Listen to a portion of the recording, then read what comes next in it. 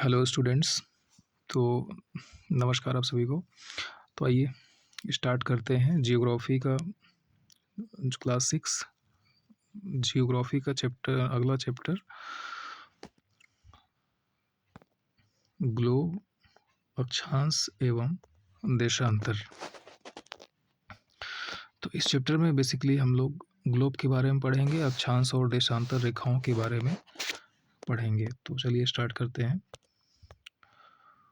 तो पिछले अध्याय में आप पढ़ चुके हैं कि हमारी पृथ्वी गोलाकार नहीं है, यह उत्तर एवं दक्षिणी ध्रुवों पर थोड़ी चपटी तथा मध्य में थोड़ी उभरी हुई है। तो बेसिकली यहाँ पे जो आप देखोगे, जो आपकी अर्थ है, ये ध्रुवों पर जो है ये पूरी गोल नहीं है, बल्कि ये थोड़ी सी इस शेप में है। मतलब यहाँ पर जो ध्रुव है, जो उत्तरी ध्रुव और दक्षिणी ध्रुव है, यहाँ पर थोड़ी चपटी है। ठीक है, यहाँ चपटी है और मध्य में जो है ये उभरी हुई है यहाँ पे। ठीक है, क्या आप कल्पना कर सकते हैं कि यह कैसी दिखती है? इस संबंध में जानकारी प्राप्त करने के लिए आप अपनी कक्षा में सावधानीपूर्वक ग्लोब को देखिए। यानी कि अगर आपको पृथ्वी की कल्पना करनी है कि पृथ्वी का आकार कैसा है, तो आप ग्लोब को देख सकते हैं। ग्लोब पृथ्वी का ही एक छोटा रूप है और उसका वास्तविक प्रतिरूप है। ठीक है, ग्लोब विभिन्न आकार प्रकार के हो सकते हैं। ग्लोब जो है आपके कई प्रकार के मिलेंगे। ठीक है, जैसे पॉकेट में रखने योग्य छोटे ग्लोब भी मिलेंगे तथा गुब्बारे जैसे बड़े ग्लोब भी मिलेंगे जिसमें हवा भरी जा सकती है एवं आसानी से एक स्थान से दूसरे स्थान पर इनको हम ले जा सकते हैं। ग्लोब जो होते हैं वो स्थिर नहीं होते हैं, इसे उसी प्रकार घुमाया जा सकता है जैसे कुम्हार का पहिया या लट्टू घूमता है। ठीक है, तो ग्लोब को जो है हम घुमा सकते हैं। ग्लोब पर देशों, महाद्वीपों तथा महासागरों को उनकी सही आकार में दिखाया जाता है। ठीक है, तो पृथ्वी को अगर आप जिस स्पेस से देखेंगे तो उसमें ठीक ग्लोब की जो आकृति होती है, ठीक जैसे वैसे वही आकृति होती है जहाँ जैसे हमारी पृथ्वी है। और इसमें आपको सागरों की स्थिति और महासागरों की जो स्थिति है वो स्पष्ट आपको दिख जाएगी जैसी वो होती है। उनकी स्थिति जो है ठीक प्रकार से आपको मिल जाएगी। पृथ्वी के समान किसी गोले पर किसी बिंदु की स्थिति का वर्णन करना कठिन है। ठीक है, अब प्रश्न यह उठता है कि इस पर किसी स्थान की स्थिति कैसे बताई जा सकती है। देखिए, इसके लिए हमें कुछ बिंदुओं एवं रेखाओं के संदर्भ की आवश्यकता होती है। देखिए, जो पृथ्वी होता है वो आपका गोल होता है, तो गोल होने की वजह से आप उसकी सही स्थिति का निर्धारण नहीं कर पाएंगे। तो उसकी स्थिति का निर्धारण करने के लिए कुछ बिंदुओं एवं रेखाओं की हमें आवश्यकताएं पड़ती है। ठीक है, तो आप देखेंगे कि एक सुई ग्लोब में झुकी हुई अवस्था में स्थित होती है और जिसे हम अक्ष कहते हैं।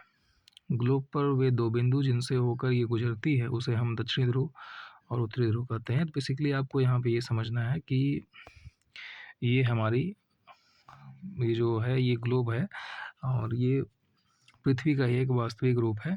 तो इस ग्लोब में आप देखेंगे ये एक सुई जो है ये अंदर से यहाँ पे जा रही है।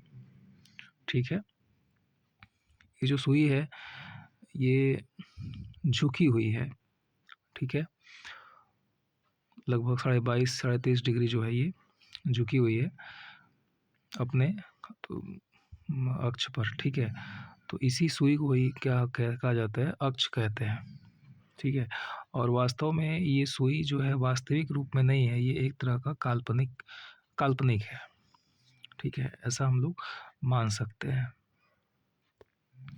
और ये जो सुई का जो अर्थ का ये जो ऊपरी सिरा है इसको हम लोग उत्तरी ध्रुव कहते हैं और यहाँ पे जो है आपका ये दक्षिणी ध्रुव है नीचे की तरफ। ठीक है,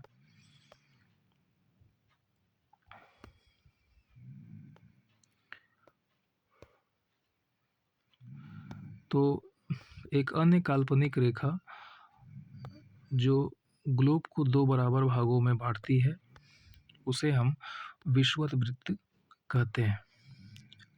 ठीक है, तो एक तो काल्पनिक रेखा हो गई जो जिस पर पृथ्वी जो है झुकी हुई है, जो पृथ्वी के ठीक बीच से जो है जाती है, ऐसा हम मानते हैं।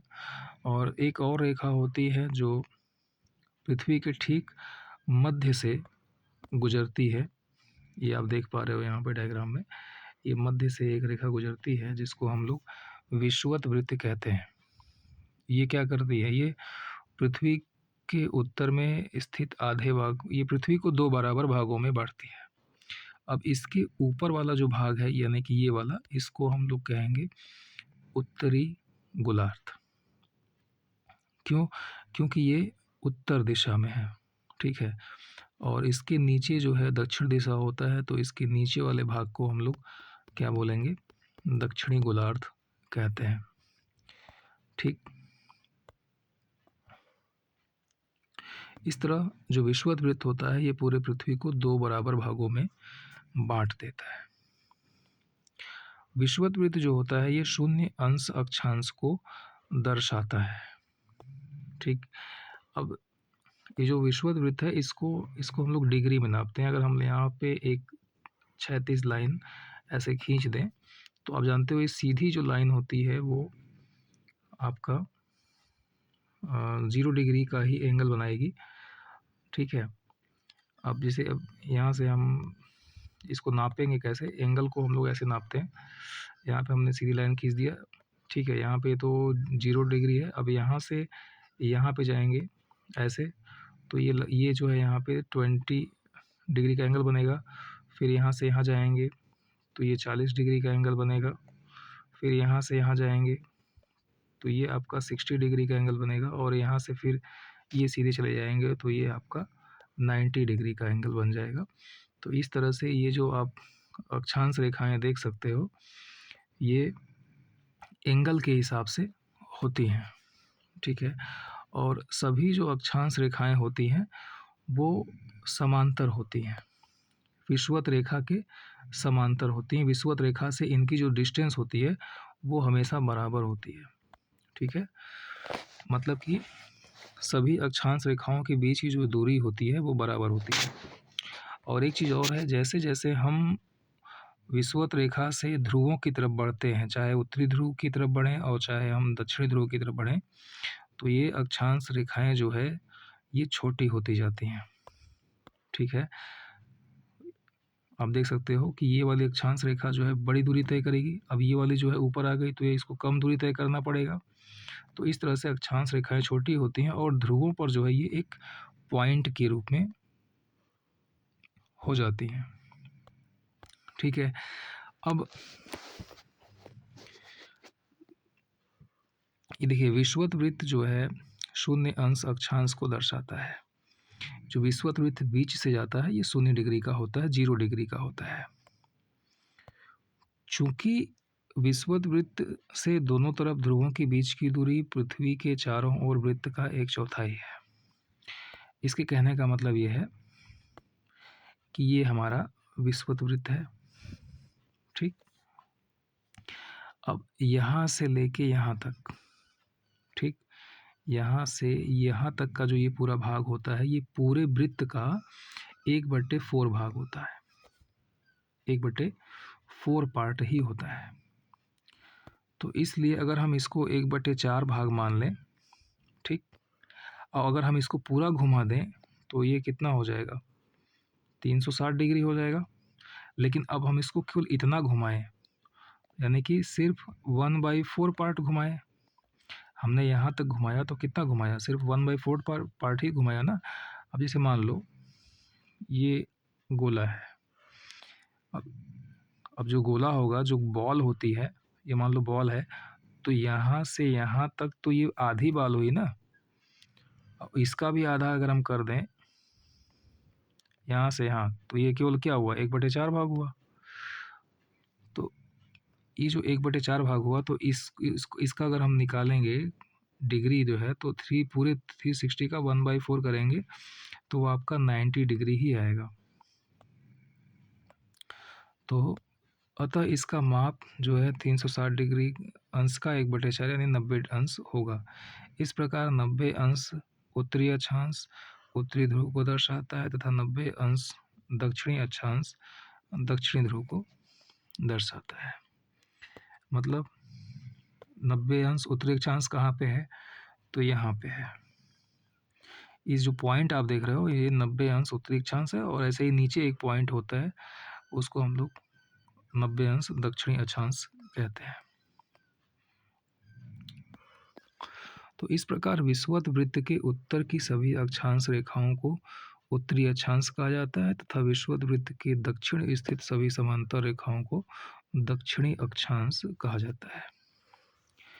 इसलिए प्रत्येक अक्षांश के मान के साथ उसकी दिशा यानी उत्तर या दक्षिण को भी लिखा जाता है। ठीक है, तो जब भी हम अक्षांश को लिखेंगे उसके साथ उसकी दिशा को लिखना बहुत ही जरूरी होता है। क्यों जरूरी होता है? क्योंकि मान लीजिए एक छोटा सा एग्जाम्पल यहाँ पे दिया है, जैसे महाराष्ट्र में एक जगह है चंद्रपुर, और ऐसे ही ब्राज़ील दक्षिण अमेरिका में बेलो होरिजोंटो दोनों एक ही अक्षांश 20 अंश पर स्थित है।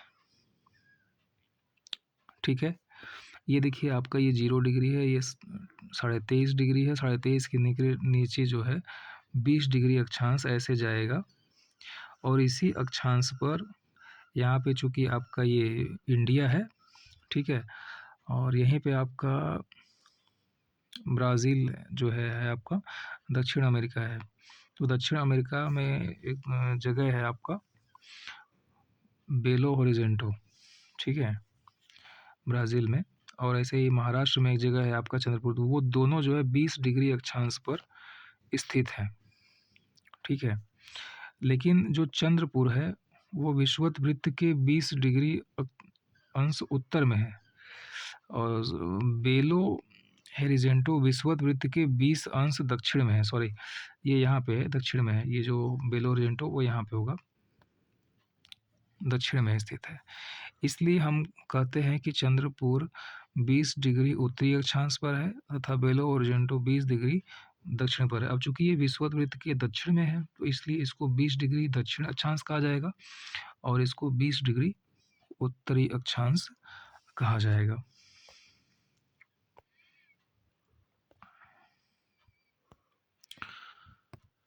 तो इसलिए जब हम अक्षांश को बताते हैं तो अक्षांश के साथ उसकी दिशा को बताना जरूरी होता है। महत्वपूर्ण अक्षांश एवं समांतर रेखाएं की बात कर लेते हैं। तो देखिए जो अक्षांश रेखाएं होती हैं इसमें 4 अक्षांश रेखाएं बहुत ही महत्वपूर्ण स्थान रखती हैं। ठीक है, पहला होता है आपका विषुवत वृत्त 0 डिग्री, उत्तरी ध्रुव 90 डिग्री तथा दक्षिण ध्रुव 90 डिग्री के अतिरिक्त। ठीक है, 4 महत्वपूर्ण अक्षांश होते हैं, यानी कि 0 डिग्री और फिर उत्तरी ध्रुव, दक्षिण ध्रुव, इनको छोड़ने के बाद 4 रेखाएं बहुत ही महत्वपूर्ण स्थान रखती हैं। वो कौन सी हैं? पहला है आपका 23.5 डिग्री उत्तरी अक्षांश, जिसको हम लोग कर्क रेखा और इंग्लिश में ट्रॉपिक ऑफ कैंसर भी बोलते हैं। ठीक, दूसरा 23.5 डिग्री दक्षिणी अक्षांश, तथा तीसरा आपका 66.5 डिग्री उत्तरी ध्रुव वृत्त तथा 66.5 डिग्री दक्षिणी ध्रुव वृत्त। ये 4 महत्वपूर्ण रेखाएं आपकी होती हैं। ठीक है, और 23.5 डिग्री उत्तरी कर्क रेखा और 23.5 डिग्री मकर रेखा जो है, इन दोनों के बीच का जो क्षेत्र होता है इसको हम लोग उष्ण कटिबंधीय विषुवत वृत्त भी कहते हैं। उष्ण का मतलब होता है गर्म। ठीक है, तो यहाँ का जो क्षेत्र होता है वो गर्म होता है। ठीक है,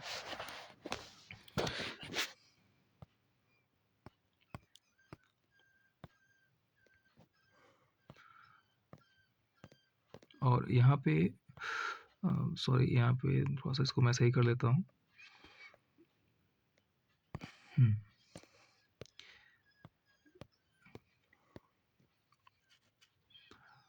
यहाँ पे एक चीज़ और समझना है कि 66.5 डिग्री और उत्तरी ध्रुव के बीच का जो क्षेत्र होता है तथा दक्षिणी ध्रुव और 66.5 डिग्री दक्षिणी ध्रुव वृत्त के बीच का जो क्षेत्र होता है उसको हम लोग दक्षिणी शीत कटिबंध कहते हैं। यहाँ पे मौसम बहुत ठंडा होता है।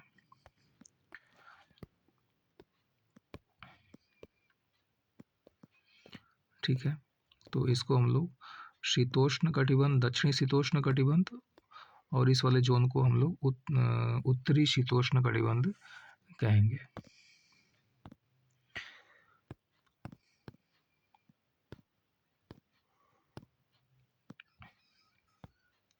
पृथ्वी के ताप कटिबंध, तो अभी हमने बताया आपको उष्ण कटिबंध एक होता है जो कि 0 डिग्री और 23.5 डिग्री आपका जो है उत्तरी अक्षांश और 23.5 डिग्री दक्षिणी अक्षांश के बीच उष्ण कटिबंध का क्षेत्र आता है। यहाँ पे सूर्य की किरणें जो हैं सीधी पड़ती हैं, इस वजह से ये वाला मौसम बहुत ही गर्म होता है।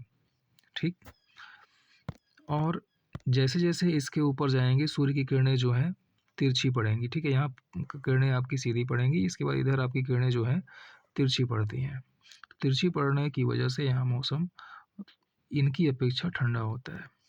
ठीक है, इसको हम लोग शीतोष्ण कटिबंध कहते हैं। ऊपर वाले भाग को उत्तरी शीतोष्ण कटिबंध और नीचे वाले भाग को दक्षिणी शीतोष्ण कटिबंध कहा जाता है। इनके थोड़ा सा और ऊपर जाएंगे तो यहाँ किरणें एकदम तिरछी पड़ती हैं और एकदम तिरछी पड़ने के कारण यहाँ पे मौसम एकदम ठंडा होता है और यहाँ वर्ष भर जो है आपकी बर्फ वगैरह ज़्यादा पड़ी होती है, जिसे हम लोग उत्तरी शीत कटिबंध कहते हैं और नीचे वाले भाग को दक्षिणी शीत कटिबंध कहते हैं। और शीतोष्ण का मतलब क्या होता है, जहाँ पे मौसम शीत भी होता है और साथ में आपका उष्ण भी होता है। शीत मतलब ठंडा और गर्म दोनों मौसम होता है यहाँ पे। लेकिन जो ये वाला एरिया होता है, यहाँ पे केवल शीत वाला ही मौसम होता है। ठीक है, चलिए यहाँ पे एक आपको प्रयोग दिखाया गया है जिसमें बताया जा रहा है कि किस तरह से सूर्य की किरणें जो है तिरछी पड़ती हैं शीत कटिबंध में। अब हम लोग बात करेंगे देशांतर रेखाओं के बारे में। किसी स्थान की स्थिति को बताने के लिए उस स्थान के अक्षांश के अतिरिक्त कुछ और जानकारियों की आवश्यकता भी होती है। आप देख सकते हैं कि प्रशांत महासागर में स्थित टोंगा द्वीप एवं हिंद महासागर में स्थित मॉरिशस द्वीप एक ही अक्षांश 20 डिग्री दक्षिण पर स्थित हैं। उनकी सही स्थिति जानने के लिए यह पता करना होगा कि उत्तर ध्रुव को दक्षिण ध्रुव से जोड़ने वाली संदर्भ रेखा से पूर्व या पश्चिम की ओर इन स्थानों की दूरी कितनी है। ठीक है, मतलब कि यहाँ पे ये बता रहा है कि जो है जैसे मान लेते हैं 20 डिग्री दक्षिणी अक्षांश यहाँ पे है। ठीक है, ये 20 डिग्री दक्षिणी अक्षांश है और यहाँ आइए ऊपर चलते हैं। पहले हम लोग ये डायग्राम पे आते हैं। मान लो कि यहाँ पे ये 20 डिग्री दक्षिणी अक्षांश है। ठीक है, तो हिंद महासागर में एक जगह है आपका मॉरिशस द्वीप और एक और आपका नाम लिया इसमें जगह का प्रशांत महासागर में स्थित टोंगा द्वीप। दोनों जो है 20 डिग्री अक्षांश पे वो स्थित हैं। लेकिन अब 20 डिग्री अक्षांश पे वो किधर हैं, उत्तर हैं कि दक्षिण है, इसका पता कैसे लगेगा। तो इसका पता जो है लगेगा देशांतर रेखाओं से। ठीक है, मान लो कि यहाँ 20 डिग्री अक्षांश है।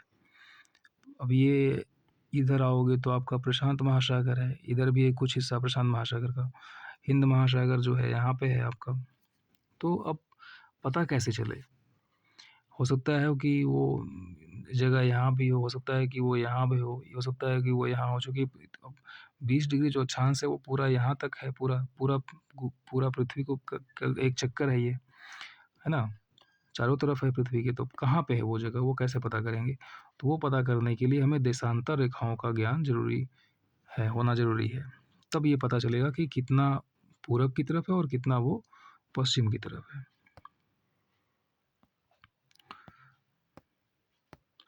तो उनकी सही स्थिति जानने के लिए यह पता करना होगा कि उत्तरी ध्रुव को दक्षिणी ध्रुव से जोड़ने वाली संदर्भ रेखा से पूर्व या पश्चिम की ओर इन स्थानों की दूरी कितनी है। इन संदर्भ रेखाओं को ही देशांतरीय या याम्योत्तर रेखाएं कहते हैं। ठीक है, तो वो रेखाएं जो उत्तर और दक्षिणी ध्रुव को मिलाती हैं, ठीक है, उनको हम लोग क्या बोलते हैं, उनको हम लोग बोलते हैं देशांतरीय रेखाएं, या उन्हीं को हम लोग क्या बोलते हैं, याम्योत्तर रेखाएं। इनकी संख्या कितनी होती है, तो इनकी संख्या होती है आपकी 360।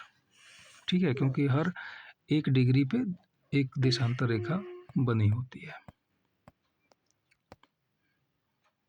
और ये जो रेखाएं होती हैं, जब जैसे जैसे हम ध्रुवों की तरफ बढ़ते हैं तो ध्रुवों के बीच देशांतर रेखाओं के बीच की दूरी कम होती जाती है। जैसे आप यहाँ पे डायग्राम में देख सकते हैं कि ये ध्रुवों पे आकर के जो सभी देशांतर रेखाएं हैं वो आकर के अंत में ध्रुवों पे मिलती हैं। तो ध्रुवों पे मिलने की वजह से क्या है, इनके बीच की जो दूरी है वो एकदम कम हो जाती है। लेकिन वही अगर आप विषुवत रेखा पर देखेंगे तो विषुवत रेखा पे इनके बीच की दूरी जो है सबसे ज़्यादा होती है, और वहीं ऊपर ध्रुवों की तरफ इनके बीच की दूरी क्या होती है, वो कम हो जाती है।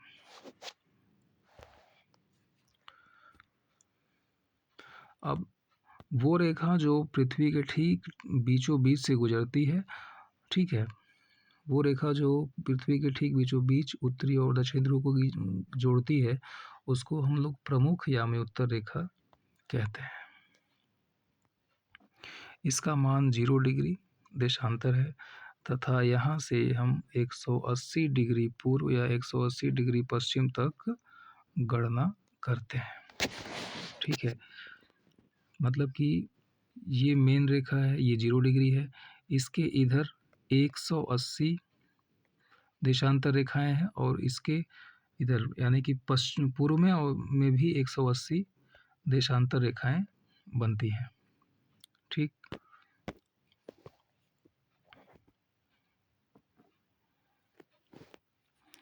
प्रमुख याम्योत्तर तथा 180 डिग्री याम्योत्तर मिलकर पृथ्वी को 2 समान भागों पूर्व गोलार्ध एवं पश्चिमी गोलार्ध में विभक्त करती हैं।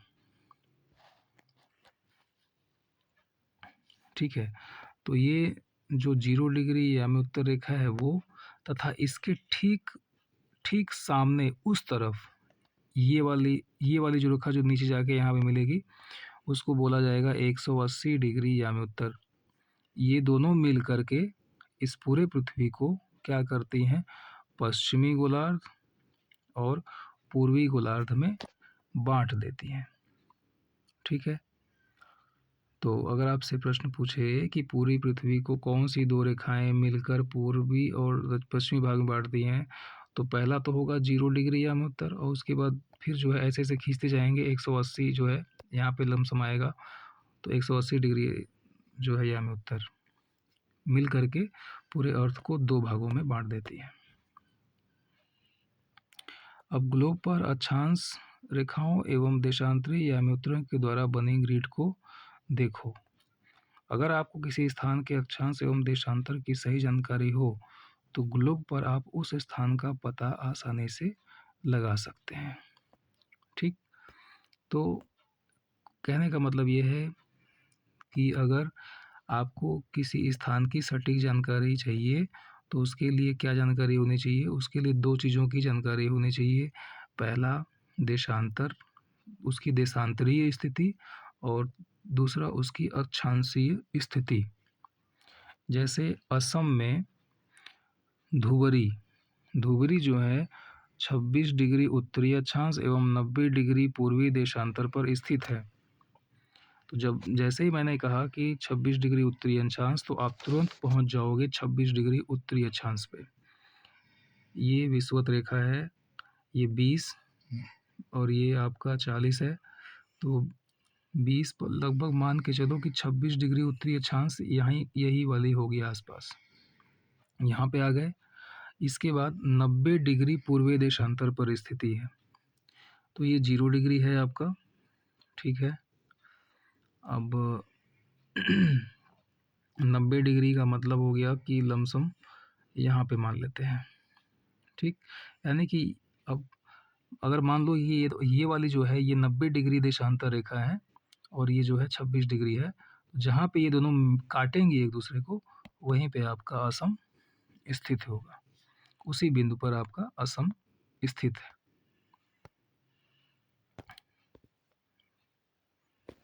यह बिंदु धुबरी की सही स्थिति होगा।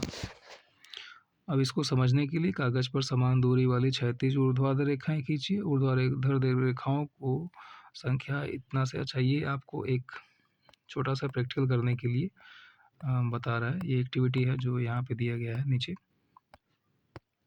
ये कि ये इसको बोलते हैं आपकी क्षैतिज रेखाएं और ये उसको बोला गया ऊर्ध्वाधर रेखाएं। तो जहाँ पे ये रेखाएं काटती हैं उस पॉइंट को हम लोग किससे डिनोट करेंगे।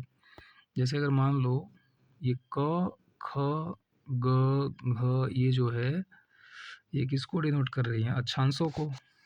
ये 1 2 3 4 किसको डिनोट कर रही हैं, देशांतरी रेखाओं को। तो अगर मैं पूछूं कि ये वाला जो गोला है, इस गोले की स्थिति क्या है, तो इस गोले की स्थिति को बताने के लिए हम सबसे पहले देखेंगे कि ये किस अक्षांश और किस देशांतरों पर मिल रहे हैं। मतलब तो यहाँ पे अगर हम देखेंगे तो ये घ अक्षांश वाली रेखा और ये 1 देशांतरी रेखा एक दूसरे को काट रही है। तो इसकी जो स्थिति हो जाएगी उसको हम लोग बोलेंगे घ कामा 1। ठीक, घ अक्षांश और एक जो है देशांतर, ये इसकी स्थिति हो जाएगी।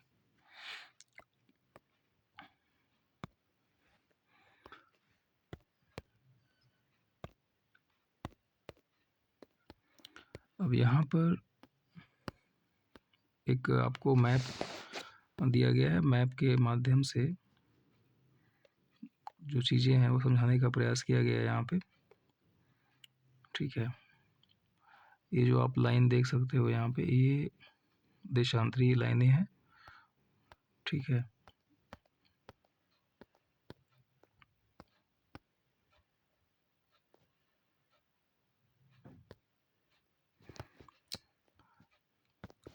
अब आप देखेंगे कि वृत्त अ ख उत्तरी अक्षांश एवं क पूर्वी देशांतर पर स्थिति है। चलिए ठीक है, ये हो गया। आगे चलते हैं, देशांतर और समय। समय को मापने का सबसे आसान साधन पृथ्वी, चंद्रमा एवं ग्रहों की गति है। ठीक है, तो समय को आप कैसे नापेंगे? समय को हम पृथ्वी, चंद्रमा एवं ग्रहों की गति के अनुसार ही नापते हैं। सूर्योदय एवं सूर्यास्त प्रतिदिन होता है, अतः स्वाभाविक ही है कि यह पूरे विश्व में समय निर्धारण का सबसे अच्छा साधन है। स्थानीय समय का अनुमान सूर्य के द्वारा बनने वाली परछाई से लगाया जा सकता है। ठीक है भाई, पहले के लोग तो सूर्य की परछाई देखकर ही समय का अनुमान लगा लेते थे। दोपहर में जानते थे कि वो सबसे छोटी परछाई बनती है और सूर्यास्त के समय जो है सबसे लंबी परछाई बनती है। ठीक है, तो एक जगह है ग्रीनिच, या इसको ग्रीनविच भी बोलते हैं। तो ग्रीनविच पर स्थित प्रमुख याम्योत्तर सूर्य जिस समय आकाश के सबसे ऊंचे बिंदु पर होगा, उस समय याम्योत्तर पर स्थित सभी स्थानों पर दोपहर होगी। ठीक है, जैसे मान लो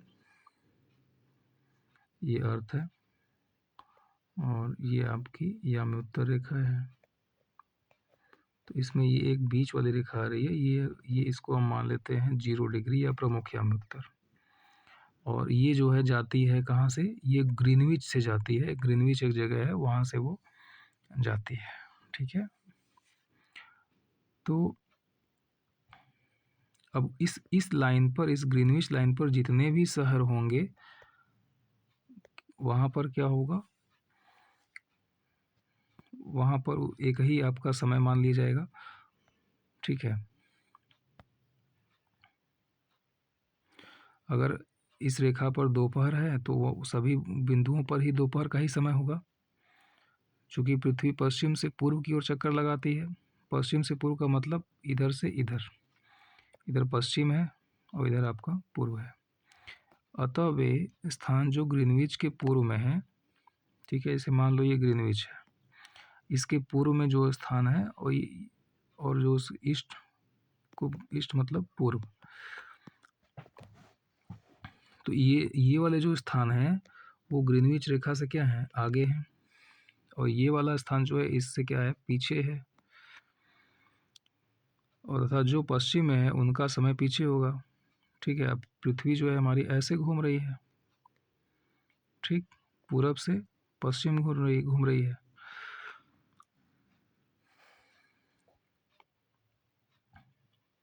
तो जो शहर, ये जो यहाँ वाला जो शहर है, यहाँ पहले आपका सूर्योदय हो जाएगा और यहाँ सूर्योदय बाद में होगा। तो यहाँ पहले हो जाएगा तो इसलिए यहाँ का समय क्या होगा, आगे होगा, और यहाँ का समय आपका पीछे होगा। समय के अंतर की दर की गणना निम्नलिखित विधि से की जा सकती है।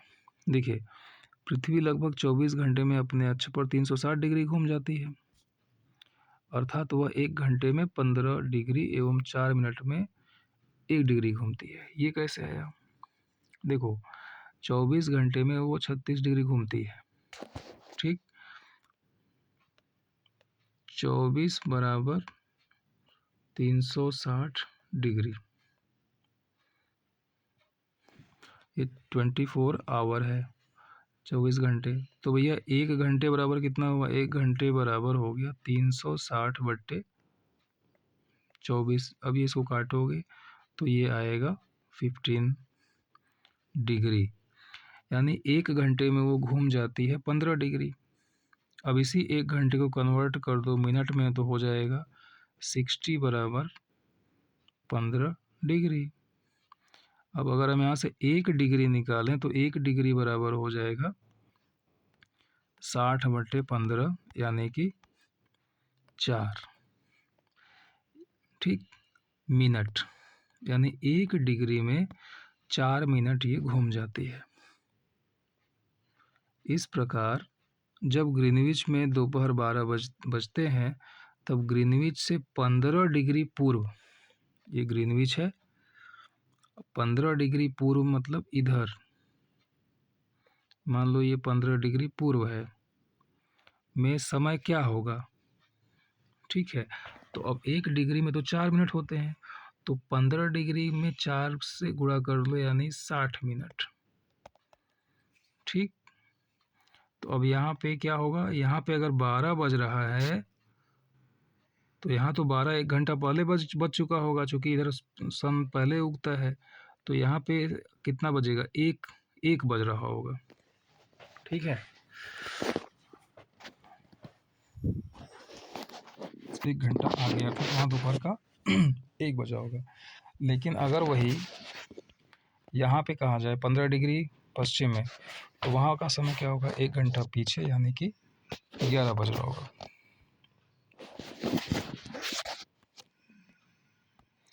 तो इस प्रकार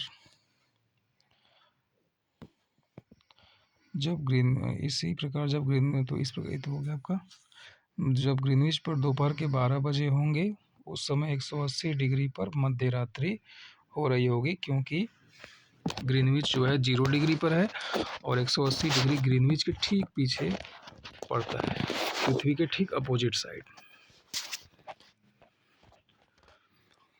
तो किसी भी स्थान पर जब सूर्य आकाश में अपने उच्चतम बिंदु पर होता है दोपहर में, उस समय घड़ी में दिन के 12 बजते हैं। बात तो सही है। जब सूर्य आकाश में अपने उच्चतम बिंदु पर होता है तो क्या बजते हैं, दोपहर के 12 बजते हैं। इसी प्रकार घड़ी के द्वारा दिखाया गया समय उस स्थान का स्थानीय समय होगा, ठीक। आप देख सकते हैं कि दिए गए देशांतरी याम्योत्तर पर सभी स्थानों का स्थानीय समय समान है, ठीक है। बात समझ में आई? नहीं समझ में आई, कोई बात नहीं। देखिए, ये हमारा अर्थ है, ये हमारे देशांतरी याम्योत्तर रेखाएं हैं। तो इस देशांतरी याम्योत्तर पर सभी जगहों पर क्या होगा, समय एक ही होगा। क्यों? क्योंकि यहाँ पर सनलाइट सबको क्या होगी, बराबर मिलेगी, ठीक।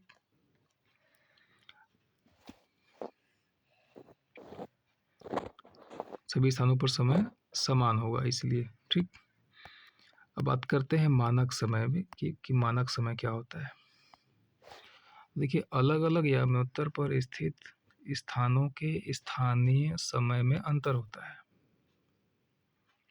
अगर कोई स्थान एक ही याम्योत्तर पर है, एक ही याम्योत्तर पर अगर बहुत सारे जगह हैं तो वहाँ पे तो समय समान होगा, लेकिन अगर अलग अलग याम्योत्तर पे जगह हैं तो वहाँ पे क्या होगा, समय में अलग अलग समय होगा। तब समय का निर्धारण कैसे होगा? उदाहरण के लिए, बहुत से देशांतरों से होकर गुजरने वाली रेलगाड़ियों के लिए समय सारणी तैयार करना कठिन होगा, ठीक है। भारत में गुजरात के द्वारका तथा असम के डिब्रूगढ़ के स्थानीय समय में लगभग 1 घंटा 45 मिनट का अंतर होगा।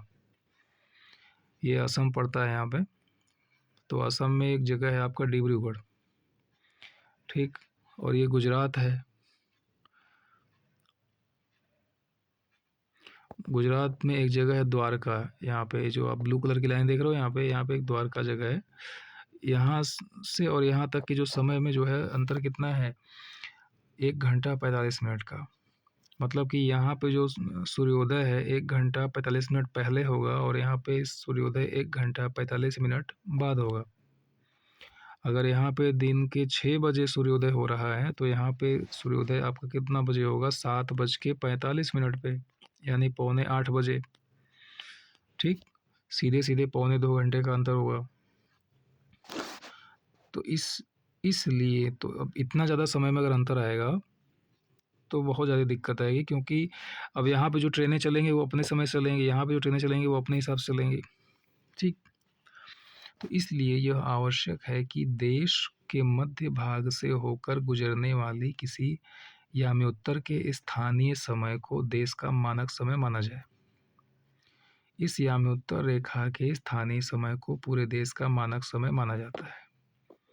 तो इसलिए हमारे जो साइंटिस्ट लोग हैं उन्होंने क्या कहा कि एक ऐसी रेखा खींचती जो देश के ठीक बीचों बीच से होके जाती है, ठीक है, और इसको उन्होंने कहा कि ये इस देश का मानक समय है और इस रेखा को हम लोग 82.5 डिग्री रेखा बोलते हैं, ठीक है,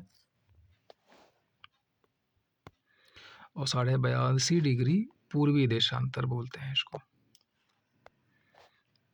इस याम्योत्तर के स्थानीय समय को पूरे देश का मानक समय माना जाता है। कबीर भोपाल के निकट एक छोटे से नगर में रहता है। वह अपने मित्र आलोक से कहता है कि वे लोग आज रात्रि में नहीं सो पाएंगे।